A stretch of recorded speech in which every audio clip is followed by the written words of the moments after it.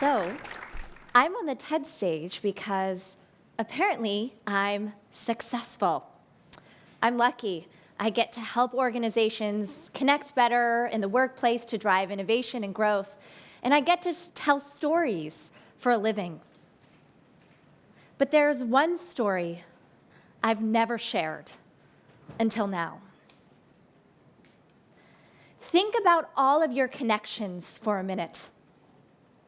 Of all of the people you're linked to on Facebook, your iPhone, Twitter, who is the most important connection to you?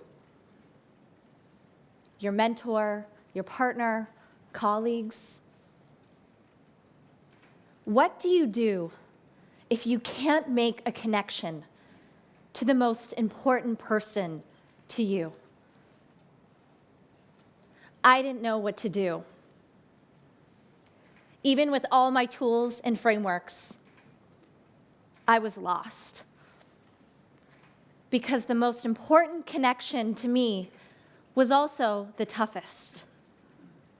It was my mother. As my career success grew externally, my mother's mental health severely declined. She became very ill, and my response was to try to fix it with books, medicine, and doctors. It only seemed to drive us further apart. She didn't leave the house for over 2 years. There was a time when I couldn't reach her by phone. Even with all my measures of success around connections, I felt so helpless. I cried daily about the pain of not being able to connect with my mother, grieving for the loss of a parent who was still alive. And I also felt like a total loser, a connection expert externally who couldn't even connect with my own mother. Last year, my mother turned 60, and I was batting around the typical ideas for a gift, a book, maybe some flowers. And it was in that moment of total helplessness that I just asked myself, when have I felt truly connected to my mom? And I remembered a moment in my childhood. I was about 8 years old, and we were painting together. It was the happiest I remembered her, the canvas and the paint, both a buffer and outlet for our emotions. And so I just decided to buy her and send her a painting set. And without expectations at all, my mother started painting. And she started to send me shots by text message of her work. She painted this first one, an eye. Now, what do you see when you look at this painting? An eye. Let me tell you what I see. I see my mother saying, I see you. Do you see me? She also painted this one on my birthday of the two of us. When you look at this painting, what do you see? Two women side by side. I see my mother and I connected together. The painting set was the first thing that actually gave us a way to connect without words in a way that nothing else could. We rekindled our relationship together. The painting set helped my mother escape her own depression and allowed us to deepen our relationship. And it was through that journey with my mother that I began to ask myself about my own search for real connection. As my mother rekindled her love for art, I asked myself, what were the sources of connection that I had lost from my past? I asked myself that question not only personally, but also professionally. I had been training the world to be more innovative and connected in the workplace, often bringing new tools and best practices and use case studies. But I realized that I had been asking professionally, how can we be smarter with our connections in our digital world? And through my mother, I realized that I needed to ask, how can we be wiser with our connections? I needed to move from intelligence to wisdom.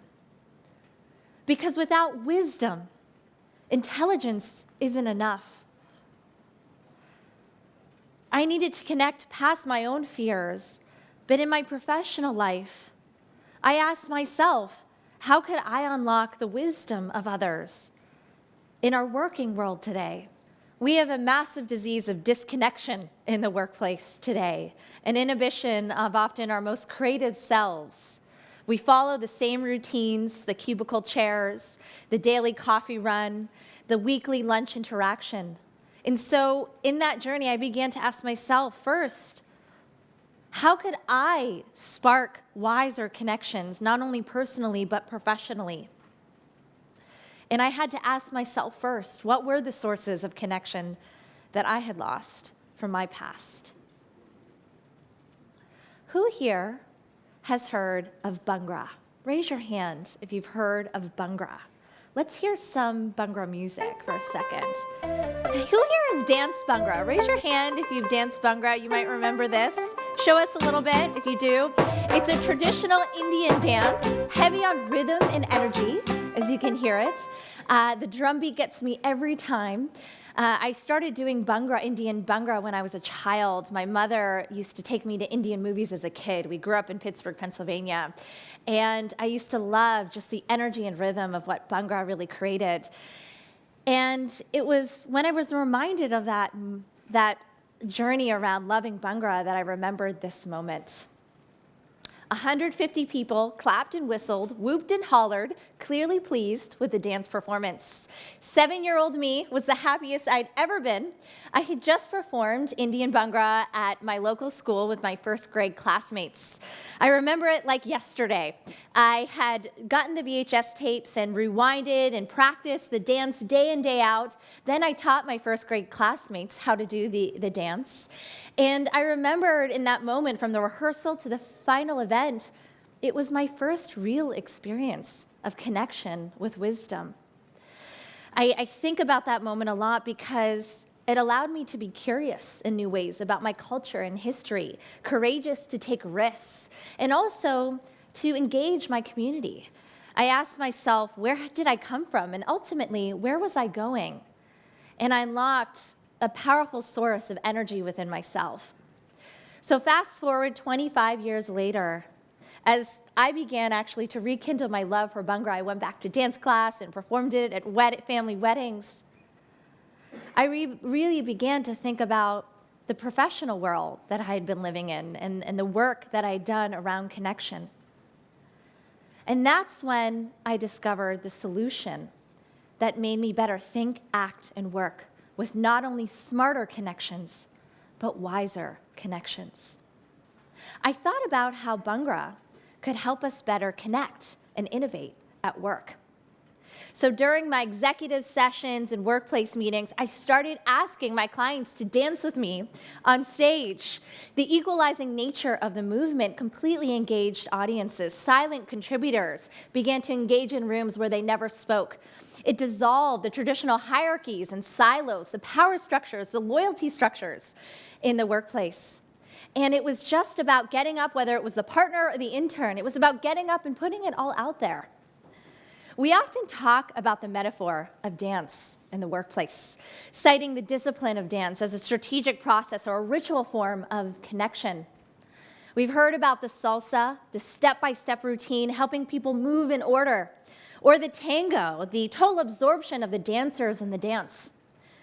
But what I realized from my own place is what we needed was to dance and use Bhangra in the workplace. I saw that the truest expression of Bhangra showed that our bodies never lie. They actually reach for words that don't exist and allow us to connect without words in entirely new ways.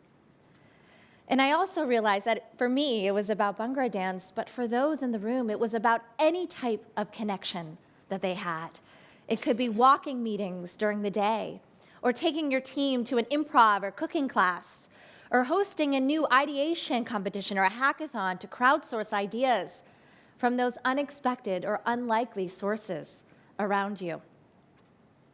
When's the last time you felt fully creative, engaged, and brave as an adult? That's what you want to feel at work. And that's what connection with wisdom is all about. We have to move in different rhythms, not the same old, to connect in new environments. Move from our typical 9:05 to 9:10 coffee routine, and maybe go to 3 new cafes every single week and bring one different person. Maybe your friend, but maybe your admin assistant, maybe your customer, maybe a new hire. When we connect in entirely new ways, it gives us the curiosity to ask new questions and the courage to take new risks. Innovation happens every day in secret, in silos, in cubicles. And we have to move in different rhythms. We have to connect with our deepest selves and bring that to work so we can inspire and solve problems in entirely new ways. The holiday season's coming up. What's the most important connection most people crave during the holidays? Wi-Fi. We are the most disconnected, plugged out, and tuned out with our closest relatives. This year, I'm going home for the holidays and seeing my mother after a few years. And you better believe we'll be Bhangra dancing. So where did I learn my greatest lesson about connection?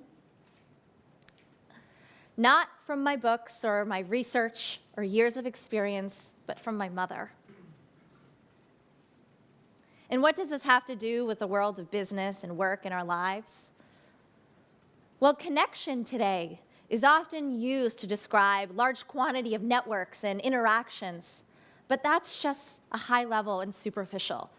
It's about tapping into our most vital emotional and creative spirits so we can evolve, connect with what is from our past, but evolve it, take the necessary twists and turns to grow into the future.